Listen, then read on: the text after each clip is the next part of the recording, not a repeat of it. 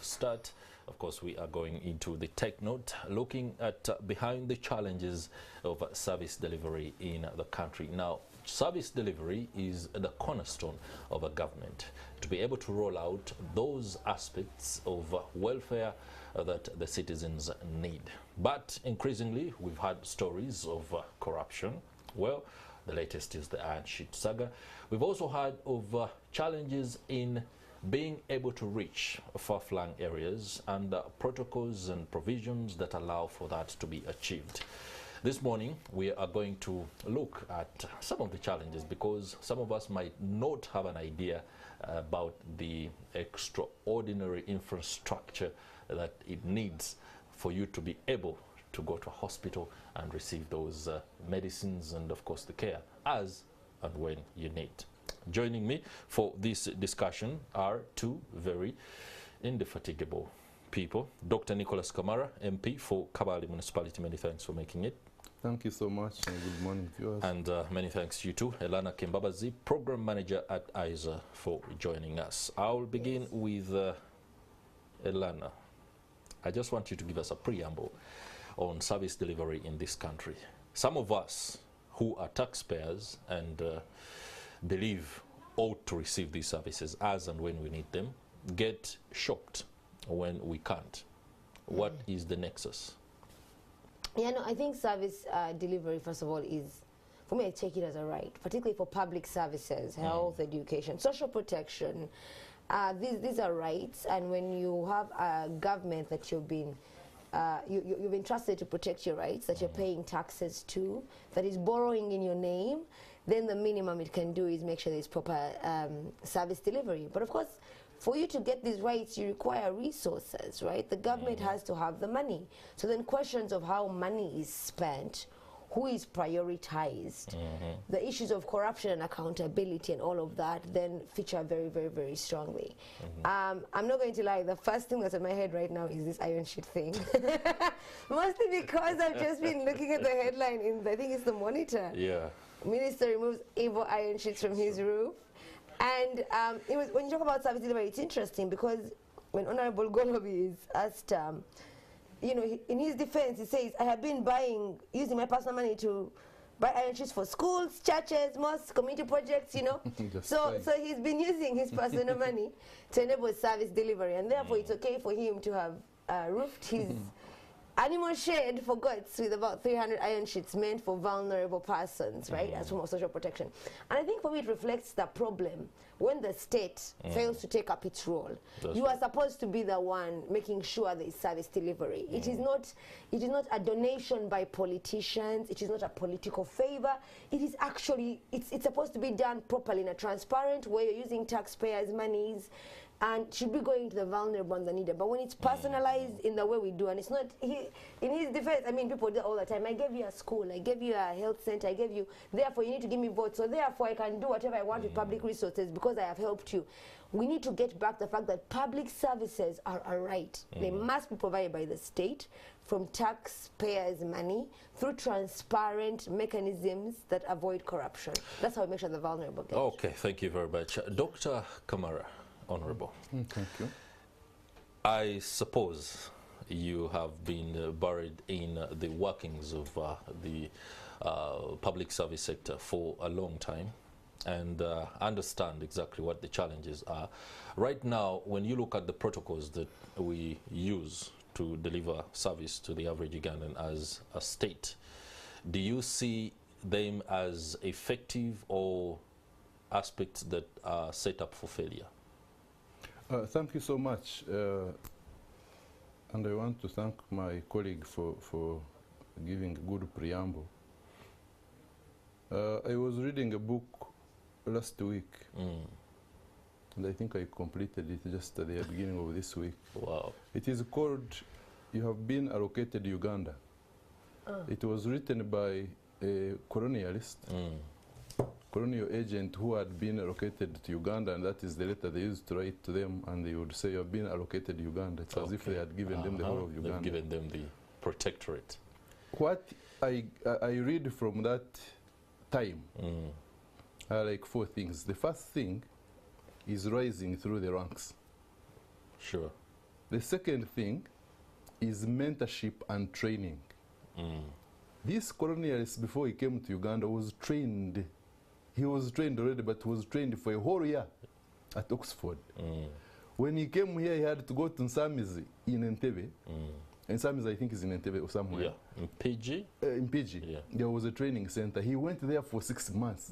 That's a whole 18 months of training, how to work. And he was being mentored. He started as a small agent. He rose as an Edis 1. He went up to Edis 2 until he became this, then ended up as secretary to the governor. But that is a long time. It was like 10 years. Yeah. The governor of Uganda, Saurta Coates, who was there when we had independence, had started also in Kenya, and he had been here for a whooping 25 years before he became governor, and he had also risen through those ranks. That's right. And every time you were supposed to take up a position, you were trained for that position. For that position. Yeah. I see this lacking because you have asked me about protocols, and the problem is that there are also many centers of power. That time, that man, when he was working in Mbarara, he worked in Mbarara. Mbarara was so huge. Extending to Mitoma, extending to Ivanda, extending to Bushenyi, the whole of that great Mbarara. He was one person. He was a magistrate. He was what? But the point I want to bring out is the training and mentorship and people being prepared for the jobs they are supposed to do. Do we have that in Uganda now? Do we follow protocols? No.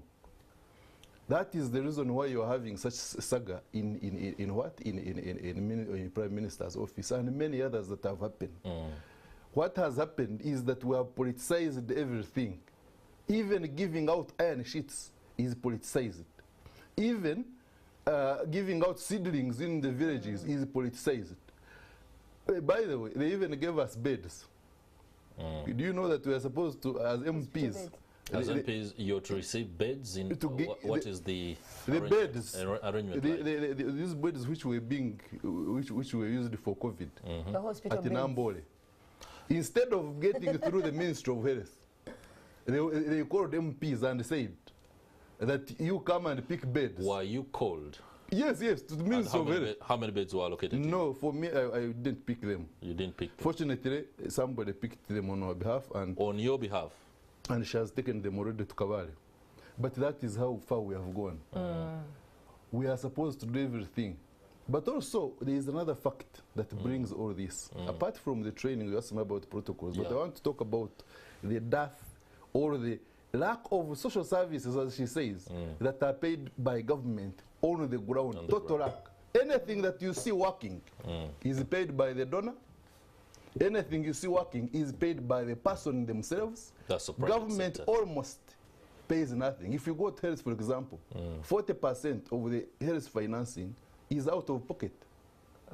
40% is donors. It is only 20% where government comes in, and probably that is they come in just because they are going to pay the health worker and the people who work, just because of wages. But actually, when you go on the ground, you find there are almost no social services. So, in short, if we are in a situation where even decentralization is now being centralized, even the social services that were down on the ground, if somebody collects tax in Kabale now, they must first send it to Bank of Uganda, to the Ministry of Finance. Yes. It is the Ministry of Finance which says to reallocate. To reallocate the money. And that is very bad. It is happening in universities. It is happening in local governments.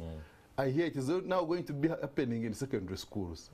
So those are some of the issues that we have. There are so many issues because social services is quite a wide thing. That's right. But to me, I think that these fishermen and these fisherwomen the government has brought without any training, you find that you just wake up in the morning, you find that the permanent secretary is an army man.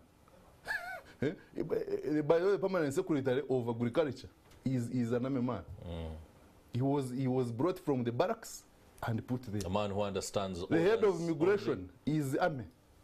Army, the police itself is taken over by the army. And there is a reason for that. Okay, I'll be coming to Elana very quickly for her to give us the perspective between the protocols that are currently available for us and then how political expediency has completely put them to the shade. But take us through what these are, the trainings for public servants that used to be conducted. That is true. Right now, we have the Public Service Institute, or I forget the real name, or the initials, in Jinja. And it's part of ongoing efforts to ensure that public servants are actually trained before they take on office.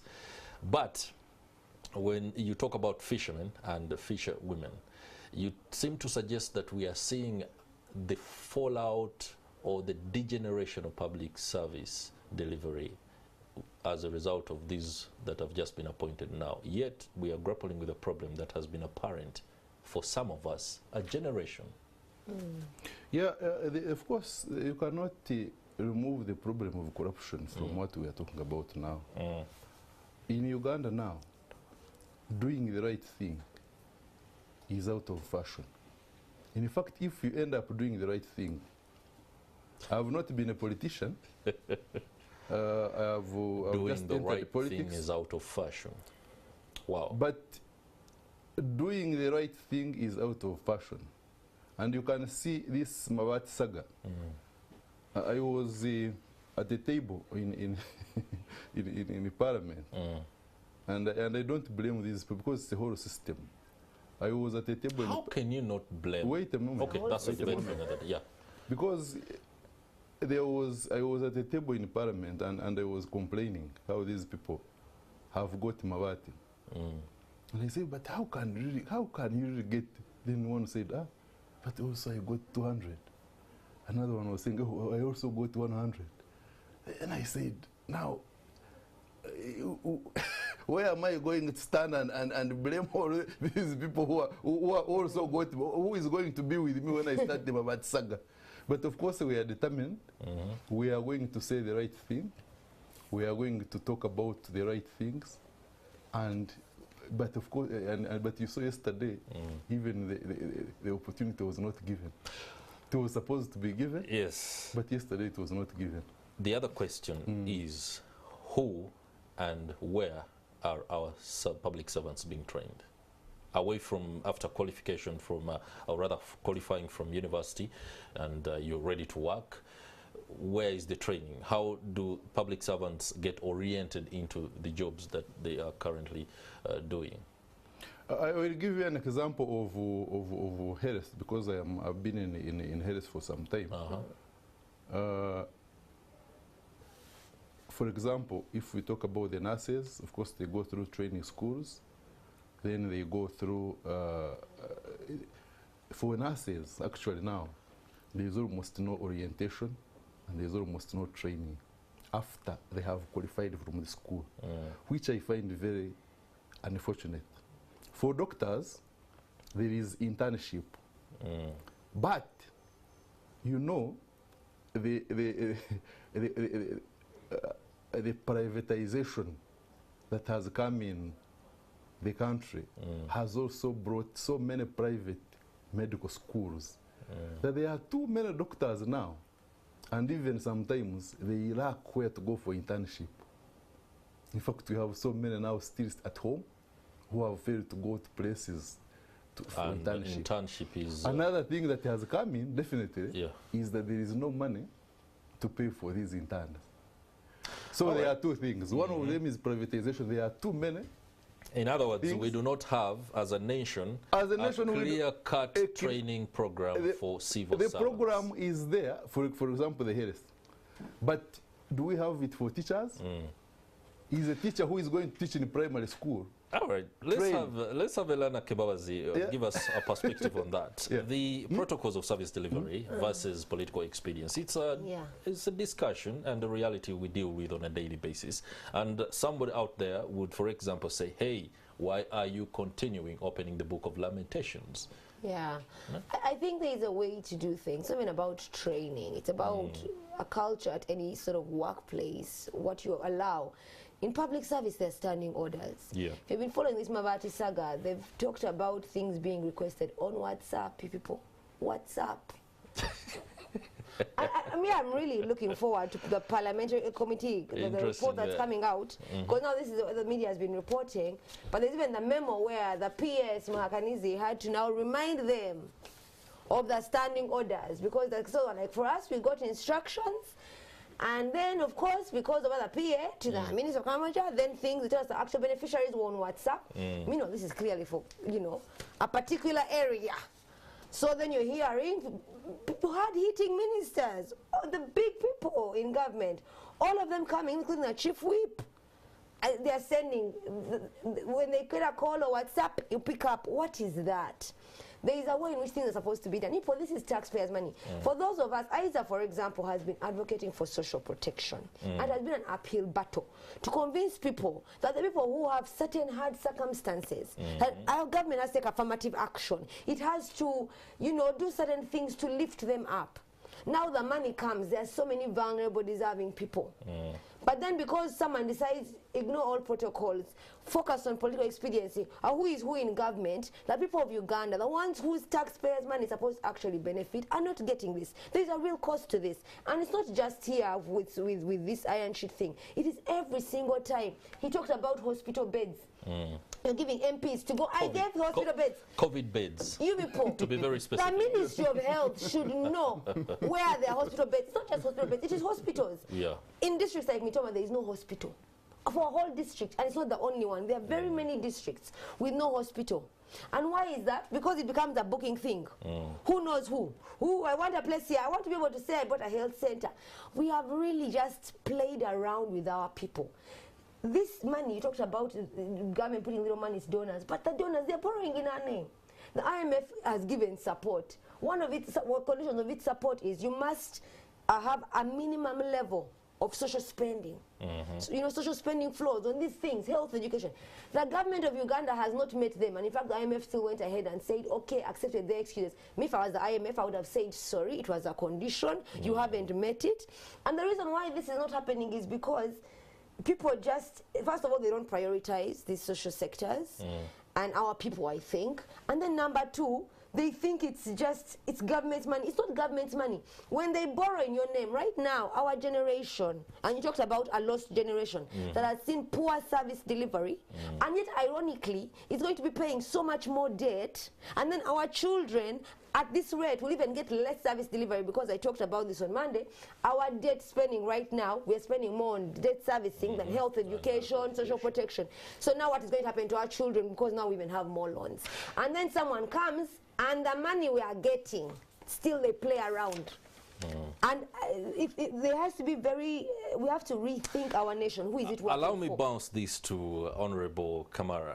And when some of us were growing up, we had stories of not perfect, but really effective public service sectors, hospitals, schools.